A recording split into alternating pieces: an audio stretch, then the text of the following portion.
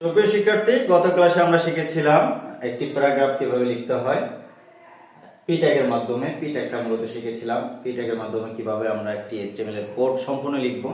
আজকে আমরা শিখব দুইটি লাইন কিভাবে লিখতে হয়।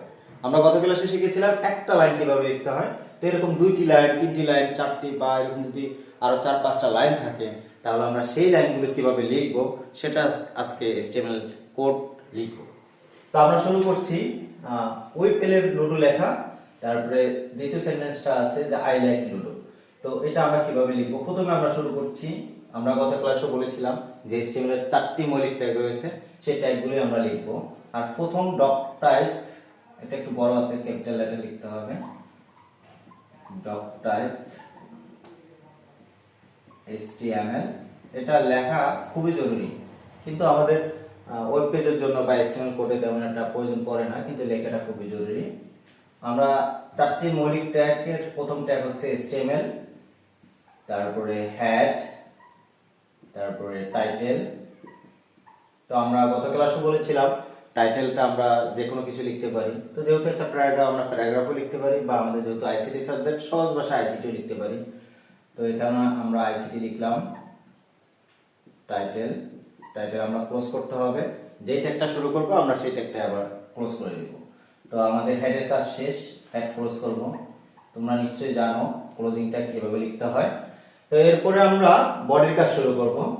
বডি, বডিতে রয়েছে কি, আমার নির্দেশনা দেওয়া আছে উই ফেলে লুডো লেখা। তো আমরা গত ক্লাসে শিখেছিলাম যে একটা লাইন কিভাবে লিখতে হয় পি ট্যাগের মাধ্যমে। তো আজকে আমরা পি ট্যাগ দিয়ে শুরু করব। পি ট্যাগ দিয়ে শুরু করলাম, উই পেলে লুডো।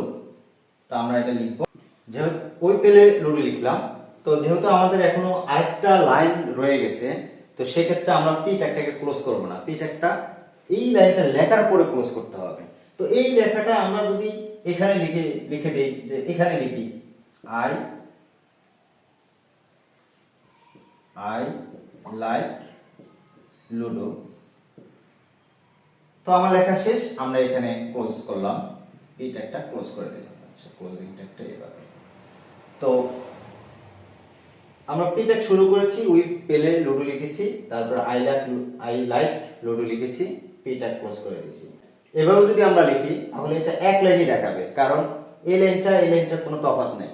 তো এই লাইনটাকে এই লাইনটা যদি আমরা তফাৎ করতে হয় একটা ট্যাগ ইউজ করতে হবে। সেই ট্যাগটার নাম হচ্ছে বিআর ট্যাগ, ব্রেক। বিআর দিয়ে ব্রেক ট্যাগ বোঝানো হয়। এই ট্যাগটা যদি আমি এখানে দিয়ে দিই, তার মানে বোঝা যাচ্ছে যে এই লাইনটার পরে ব্রেক হয়ে দ্বিতীয় লাইনে এটা আসবে। আর তোমরা মনে রাখবা যে কয়েকটি এমটি ট্যাগ আছে এইচটিএমএল এর মধ্যে, তার মধ্যে বিআর একটি এমটি ট্যাগ, মানে খালি ট্যাগ, শূন্য ট্যাগ। এই ট্যাগের কোনো ক্লোজিং ট্যাগ নাই। তো এরকম আরো কয়েকটি এমটি ট্যাগ আছে, সেই এমটি ট্যাগ সম্পর্কে আমরা পরবর্তীতে আলোচনা করব। ধারাবাহিকভাবে ক্লাসগুলো পাবা তোমরা। তো এখন যেহেতু আমরা বিআর নিয়ে আলোচনা করেছি, বিআর মানে হচ্ছে ব্রেক।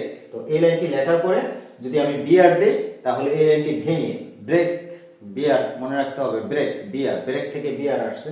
এই বিআর ট্যাগ যখনই আমি দিব তখন এই লাইনটি ভেঙে দ্বিতীয় লাইনে আসবে। তারপর পি ক্লোজ করে দিলাম, মানে আমার প্যারাগ্রাফের কাজ শেষ। এরপরে আমরা বডি ক্লোজ করে দেব। যেহেতু আমাদের কাজ শেষ, আমরা ক্লোজ করে দেব বডি। বডি ক্লোজ করা দেওয়ার সাথে সাথে আমরা এইচটিএমএল ও ক্লোজ করে দেব। তো এই হচ্ছে আমাদের আজকের ক্লাস। একটা লাইন বা দুইটা লাইন বা তিনটা লাইন কিভাবে লিখব। যদি আরো কয়েকটি লাইন লিখি, তো আমরা ধরো আই লাইক লুডো, তারপরে আরেকটা লাইন যদি আমি লিখতে যাই, তাও এখানে বিআর দিয়ে দিব, পরের লাইনে পি ক্লোজ করে দিব, প্রত্যেকটা লাইনের শেষে শেষে বিআর দিয়ে দিব। তো এরকম হইতে পারে যে উই লেখার পরে পেলে নিচে থাকবে, লুডো নিচে থাকবে, তো উই লেখার পরে বিআর দিয়ে দিবা, পেলে লেখার পরে বিআর দিয়ে দিবা, লুডো লেখার পরে বিআর দিয়ে দিবা। তো বিআর দিলেই লেখাটা ভেঙে যাবে, পরবর্তী লাইনে চলে যাবে। তো আশা করছি তোমরা সহজে বুঝতে পারছো। ধন্যবাদ সকলকে। আমার এই এইচটিএমএল শেখার ক্ষেত্রে যদি কারো সমস্যা থাকে তাহলে অবশ্যই কমেন্ট বক্সে কমেন্ট করবা, অথবা আমার হোয়াটসঅ্যাপ নাম্বার থাকবে, সেখানে আমাকে জানাতে পারো। কোনো কিছু জানার ইচ্ছা থাকলে আমি অবশ্যই রিপ্লাই দেব। ধন্যবাদ সকলকে।